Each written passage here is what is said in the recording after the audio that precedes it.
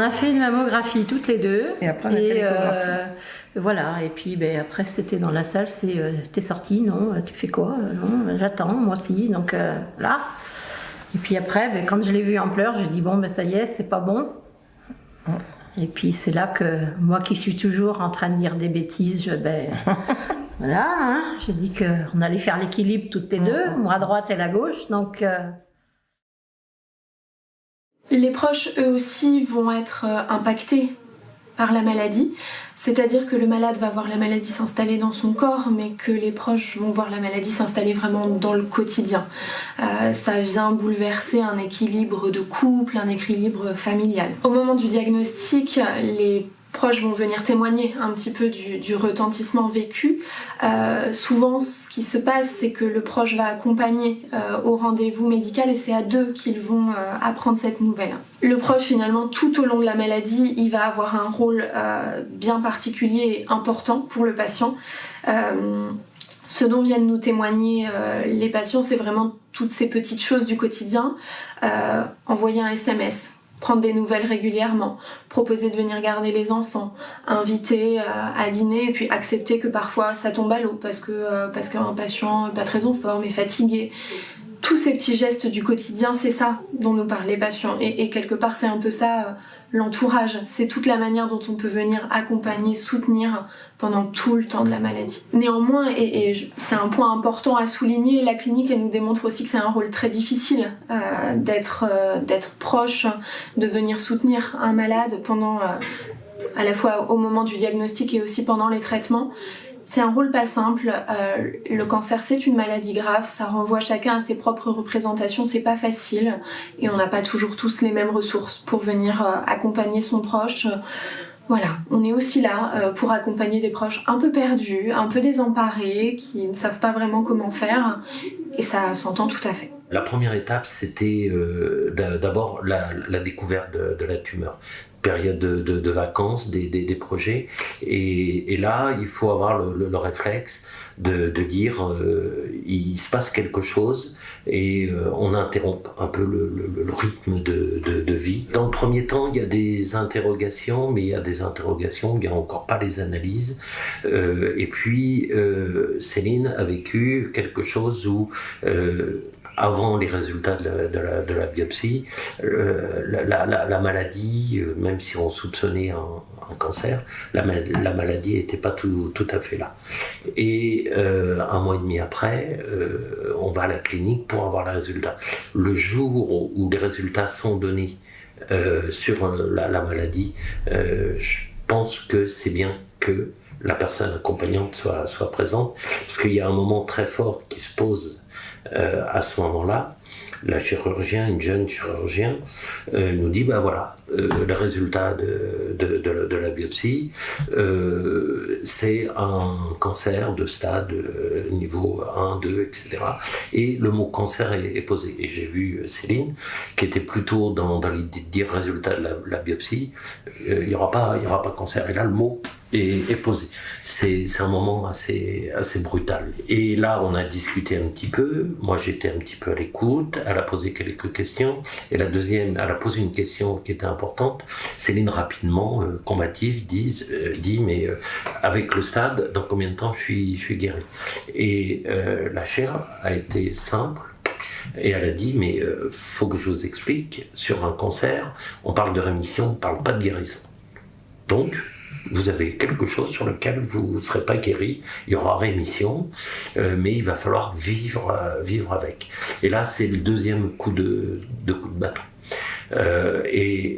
On sort, et là, c'est bien quand même qu'il y ait des discussions, qu'il y ait ouverture, il y ait des silences, mais qu'il y ait à tout moment quelqu'un pour entendre, et puis qu'ils vivent ce moment-là avec la personne avec qui on vit. Eh bien, c'est lui qui me l'a appris finalement.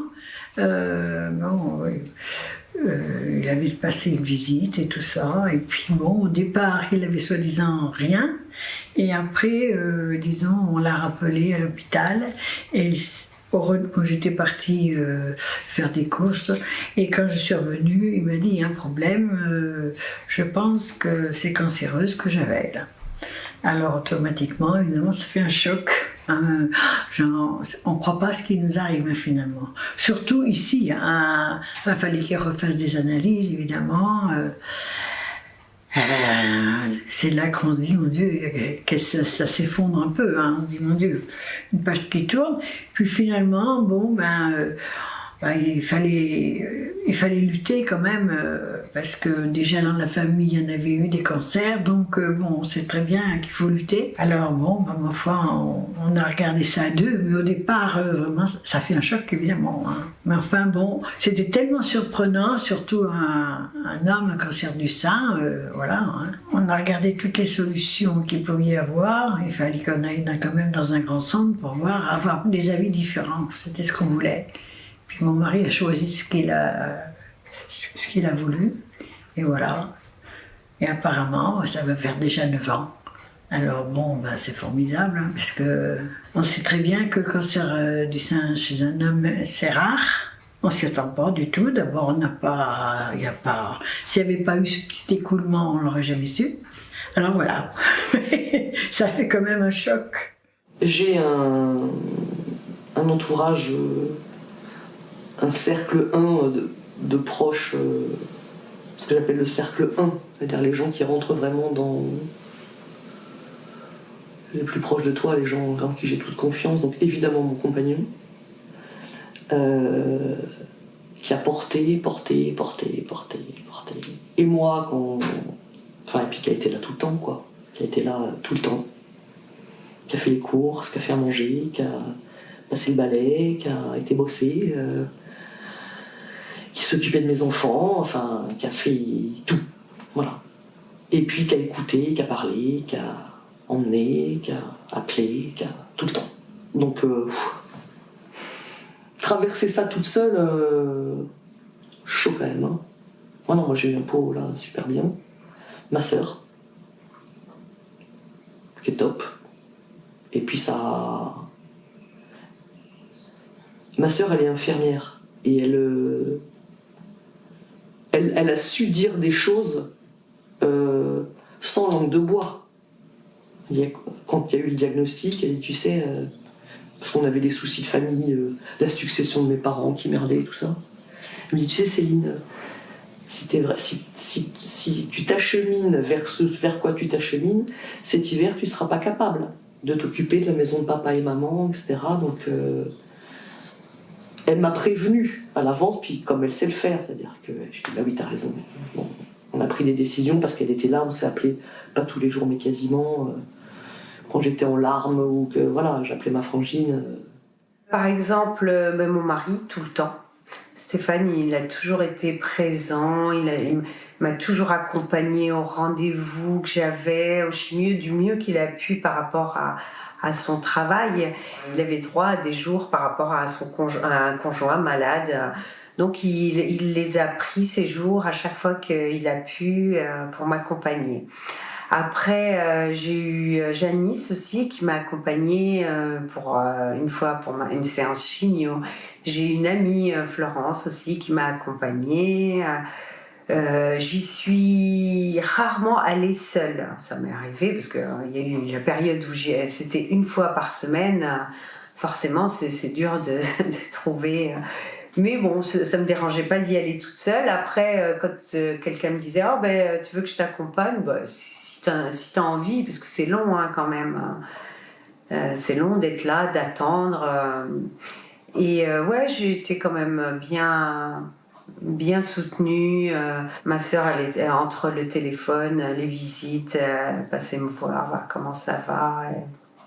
Et mes amis aussi, j'avais régulièrement des visites.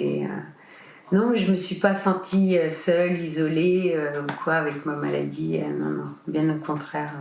Pour moi, quand quelqu'un est atteint du cancer, c'est pas quelque part la personne est seule par rapport à son cancer, mais ça impacte tout l'entourage.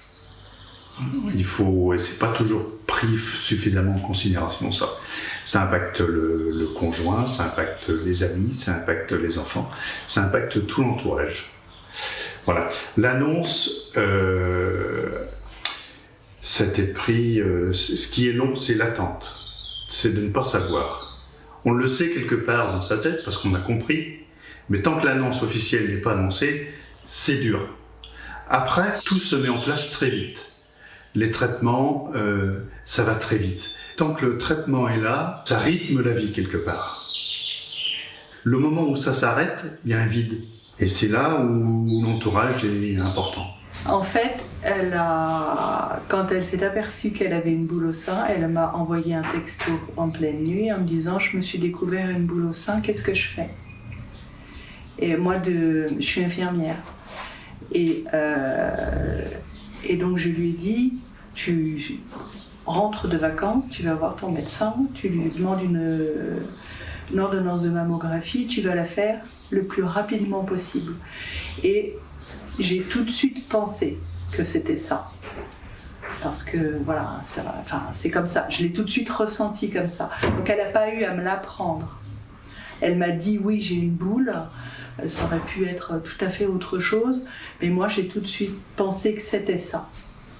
Donc après, elle a fait sa mammo, elle a eu les examens, la ponction, et tout s'est enchaîné relativement rapidement et on a eu confirmation du diagnostic. Mais c'est quelque chose que j'avais déjà pressenti. Donc après ma réaction par rapport à ça, ça a été un grand sentiment d'injustice. Parce qu'on avait déjà passé des choses très dures, elle aussi, et que ça en plus, ça faisait beaucoup, quoi. Mais bon, c'est comme ça, et après, c'était surtout elle qui devait y faire face. Et puis voilà, quoi. Mais il n'y a pas eu de moment où elle a eu à m'annoncer, quoi. C'est passé comme ça. Au niveau de mon cancer, j'étais accompagnée beaucoup par ma famille. Les enfants étaient encore à la maison, mon mari. Tout s'est passé normalement. Bon, il y a eu un gros choc pour les enfants, et pour le reste de la famille, ça c'est sûr. Mais comme je prenais les choses à peu près bien, je pense que ça a aussi aidé un petit peu le reste du monde. Les personnes que j'ai côtoyées, on peut dire qu'il y a eu des réactions très différentes. Par contre, je n'ai jamais caché ma maladie. Dès que je rencontrais quelqu'un, on en discutait, ça c'est sûr, je disais vraiment de quoi j'étais atteinte. Et là, c'est les réactions un petit peu des gens qui sont surprenantes. Des gens qui ne savaient pas quoi dire, des gens qui ont changé de direction un petit peu, et d'autres que je n'attendais pas qui sont venus et qui m'ont vraiment aidée. Les personnes qui m'ont soutenue sont principalement mon mari, mes enfants, mes petits-enfants, les amis autour. Alors pendant mon cancer, j'ai été soutenue en premier lieu par ma famille, mais également mes amis très proches, et puis également un cercle plus large de connaissances qui se sont rapprochés de moi à l'occasion.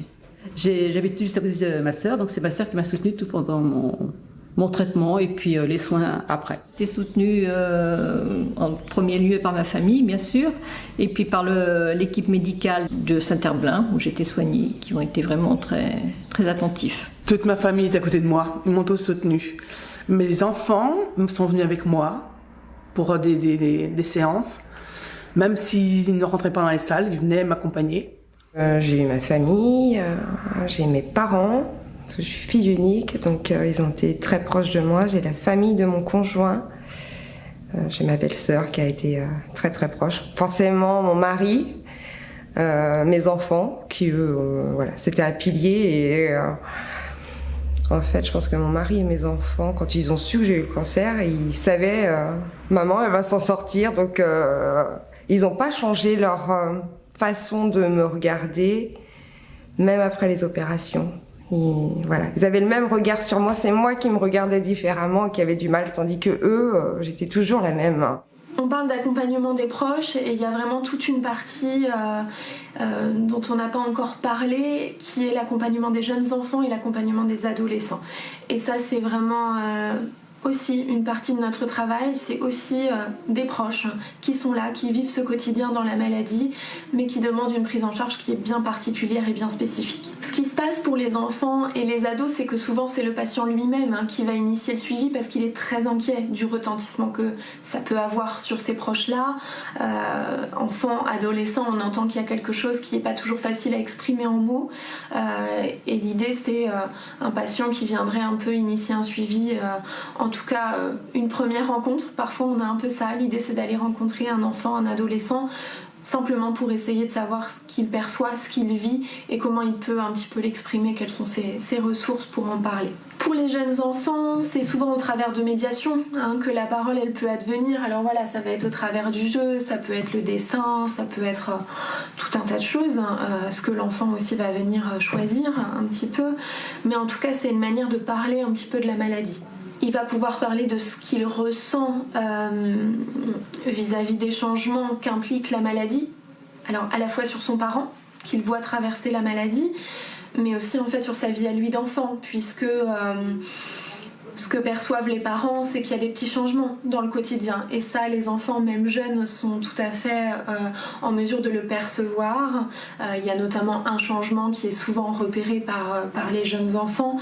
C'est la question du parent qui va plus au travail. Il y a un arrêt de travail et on entend des enfants qui peuvent le dire. Qu'est-ce que ça change ? Maman, elle est à la maison. Voilà, il y a quelque chose un petit peu de cet ordre-là. Alors déjà, elle nous a vachement protégés de tout ça. Elle a énormément pris sur elle-même et elle montrait pas grand-chose. Donc après, on voyait forcément quand elle commençait à perdre ses cheveux, quand elle commençait à nous demander aussi beaucoup, il fallait essayer de la rassurer. Enfin, moi, j'ai essayé comme j'ai pu à ce niveau-là. Je l'ai assez bien vécu. Je l'ai pas du tout mal vécu ça comme un traumatisme ou voir la maladie dans ta propre famille, ce genre de choses.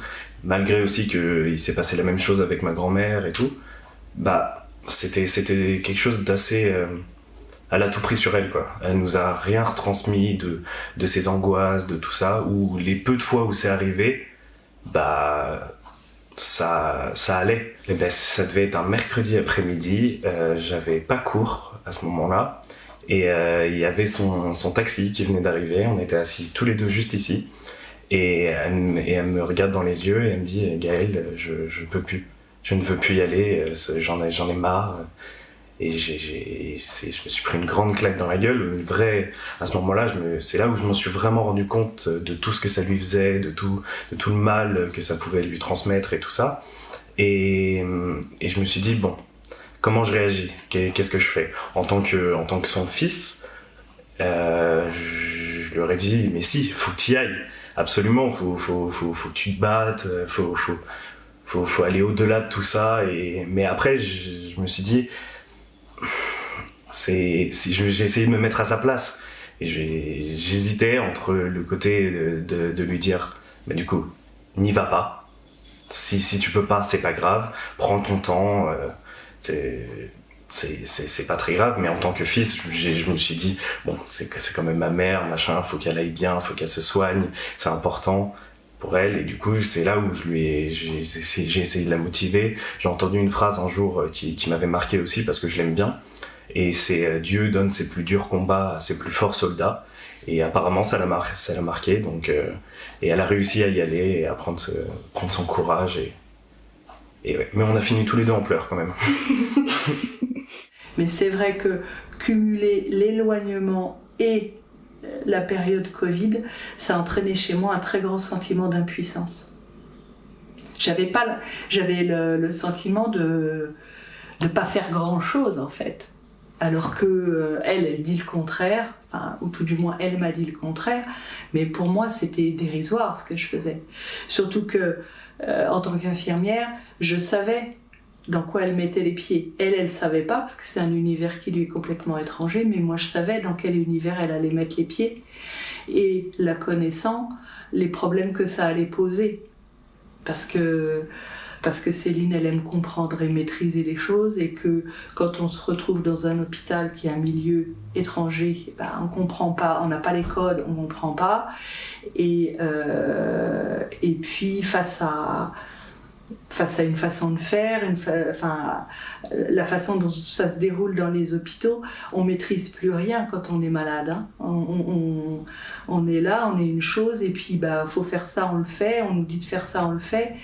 Et ça, je sais que c'était compliqué aussi pour elle.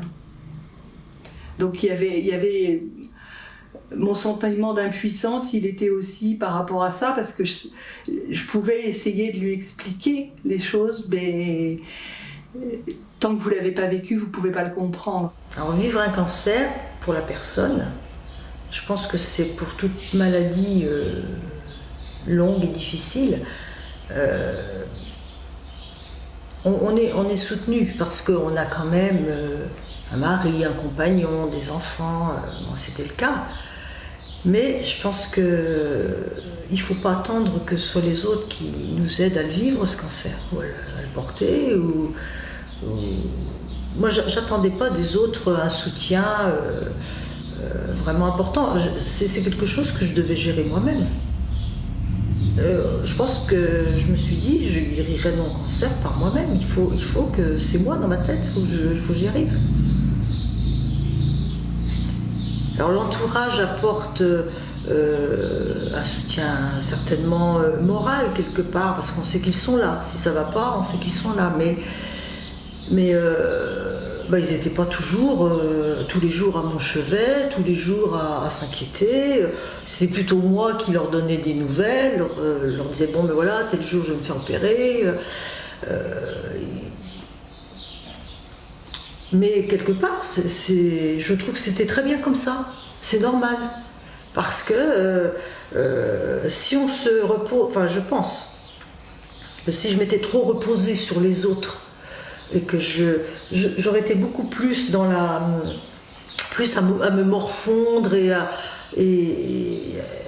nombriliser, à penser à ma douleur et ne voir que ma douleur. Non, je pense que pour toute guérison, il faut que le mental soit là et il faut se battre par soi-même.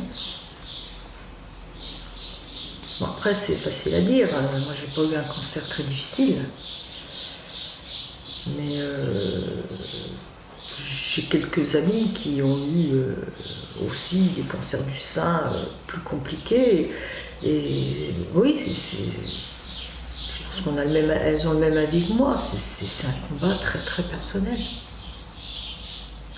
Le soutien, et je pense qu'il faut l'attendre plus du monde médical. Parce que eux, ils ont les mots justes pour dire les choses, pour expliquer, pour accompagner. Les êtres qui sont autour de nous et que l'on aime et qui m'aiment, qui nous aiment, et je pense qu'ils n'ont pas, ils ont trop d'affect, donc ils n'auront pas les mots qu'il faut. J'ai continué à vivre normalement tant que je pouvais. Période un peu plus compliquée, je me reposais. Ce que j'ai fait, c'est de la pâtisserie. Voilà, je me suis lancée dans les pâtes feuilletées. J'ai même invité des collègues qui avaient envie de faire des petits ateliers, et ça m'a aidé beaucoup. Cette question de cuisine et de pâtisserie, à penser à autre chose. À part ces petites choses du quotidien, donc faire un peu de cuisine, un peu de lecture, ça occupait dans la journée pendant que j'étais malade. Mais c'est après que je me suis trouvé des petits hobbies différents qui m'ont plu, où j'ai découvert la couture. Et voilà, un jour, parce que j'ai une machine à coudre depuis des années, et à chaque fois que de ma famille me demandait « Ah, tu veux pas me faire le bas de mon pantalon ?» Je ronchonnais tout le temps « Ah non, j'aime pas, j'ai pas envie ». Et je finissais toujours par le faire quand même. Après, j'ai sorti cette machine et je me suis mis à coudre des petites choses. Et c'est quelque chose qui m'a beaucoup plu à faire.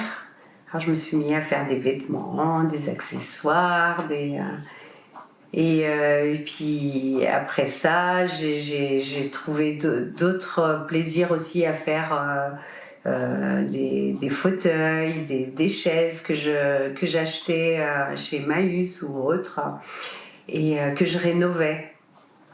Et voilà, C'est quelque chose que j'avais jamais fait auparavant et que j'ai découvert ça après. Je trouve qu'elle a été très très courageuse parce qu'en plus elle a eu plein de complications qui n'arrivent quasiment jamais. Elle a été d'une force incroyable. Après tout ce qu'elle a vécu avant l'annonce de son cancer, elle a quand même eu la force de supporter tout ça, quoi. Et c'est pas donné à tout le monde, hein. Eh bien, les femmes qui ont le cancer du sein sont des guerrières, elles aussi. J'ai été au front et j'y retourne encore. Et c'est ce que vit toute femme à qui l'on a enlevé un sein ou les deux à cause du cancer.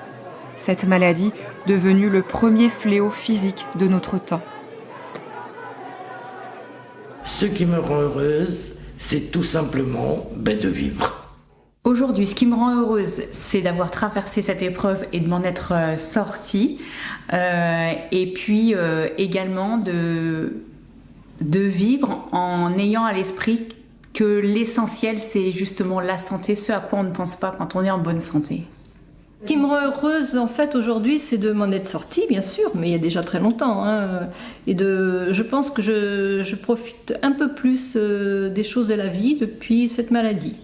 Je vois les choses différemment et j'apprécie chaque jour qui passe. Maintenant, on voit que tout s'est bien passé, donc voilà. Tout, la vie, la découverte, tout. Disons que je suis rendue à voir plus de choses maintenant qu'avant.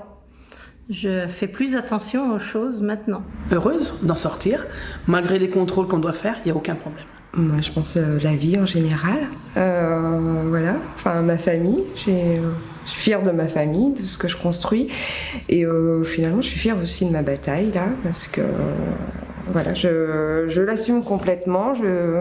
Maintenant, je l'assume. Il y a quelques mois, je l'assumais moins, les cicatrices et tout ça. Maintenant, je l'assume. Je sais que je vais faire la mastectomie préventive du sein gauche. Mais je suis prête. Et enfin, la vie est belle. Voilà. Je dirais beaucoup de choses.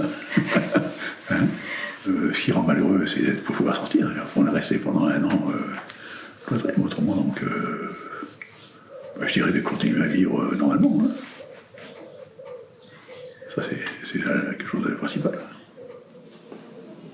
Ce qui me rend heureuse, c'est quand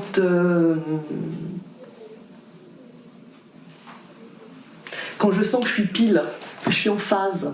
Enfin, qu'est-ce qui me rend heureuse là, aujourd'hui, par exemple, je suis avec des gens que j'aime bien, je fais quelque chose qui correspond à la transmission, etc. Il n'y a rien qui me gêne, je suis heureuse, je suis pas en train je suis pas mal à l'aise, je suis raccord dans ma vie. Enfin, quand il y a des moments comme ça où on est en phase avec son environnement et avec les gens qui nous entourent, ouais, ça me rend heureuse, ouais. Quand ce qu'on est en train de faire et les gens avec qui le fait, on est raccord sur les idées. Ouais, ça, je trouve que c'est vraiment bien. Qu'est-ce qui me rend heureuse aujourd'hui ?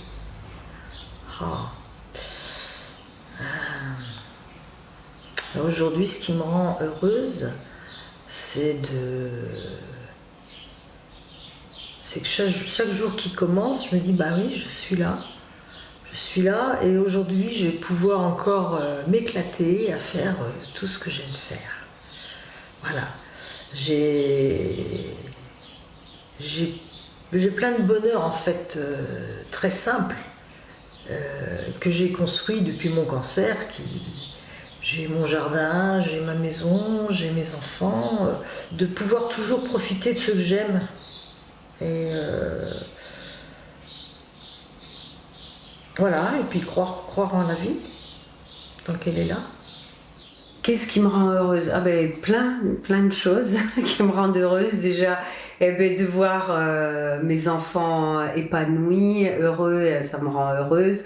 Voir que mon mari est bien aussi me rend heureuse. Mes amis, de les voir, de partir en vacances, Ce matin, je suis allée faire une séance de sport, je suis revenue, j'étais bien. Faire mes activités, sitôt que je descends bricoler dans mon sous-sol, là, ça aussi, ça m'apporte beaucoup.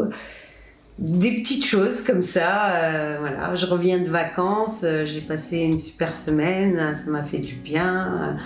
Voilà, tout ça, ça me rend heureuse. Les petites choses de la vie. Toutes, une par une, devrions faire entendre notre voix dans ce qui deviendrait un concert de femmes. Un concert de protestation contre tous les cancers susceptibles d'être évités et contre les peurs secrètes qui permettent encore à ces cancers de proliférer. Puissent mes mots encourager d'autres femmes à parler de leur expérience du cancer, menace mortelle parmi d'autres, car le silence ne nous a jamais rien apporté de bon.